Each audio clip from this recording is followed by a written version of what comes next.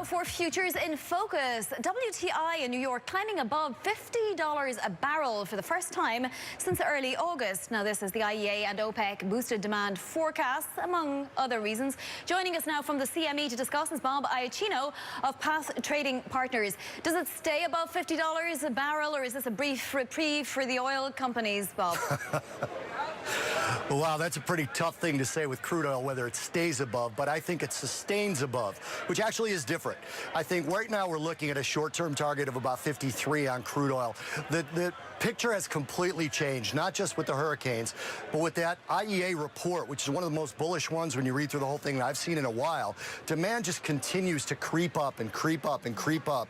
And what you saw in the EIA data was a slight dip in refinery runs and reduced reduced refined products. So when the refineries come back online, they're going to pump full out and not necessarily go into that slowdown during turnaround.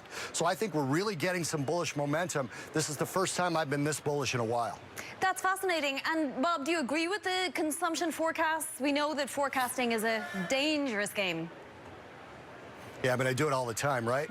Yeah, I do agree with it from a global perspective, as well as there's going to be unfortunate demand from the hurricanes as the rebuild continues, or rather gets started and then plays out. The rebuild is not going to be a one-month thing. It's going to be a year before they rebuild to the level they want to. That's going to cause demand through the winter, where we normally see, again, that lull here in the U.S. So I do agree, and I don't think, by the way, that that's in the IEA report. That's just global growth. Bob, I want to ask you about cable and cable futures. How are CME traders taking this morning's BOE decision and the idea that maybe there's a hawkish tilt now? Well, it certainly looks like they're trying to talk the pound up as opposed to actually move it up.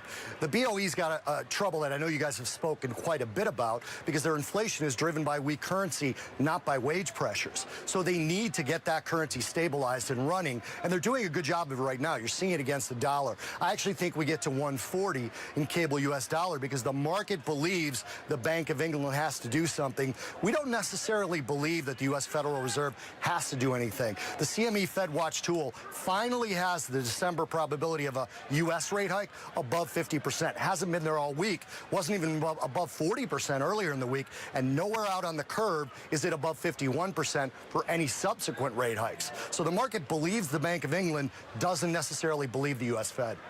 Fascinating. Bob, thank you for that insight. That's Bob Iaccino of Path Trading Partners with today's Futures in Focus.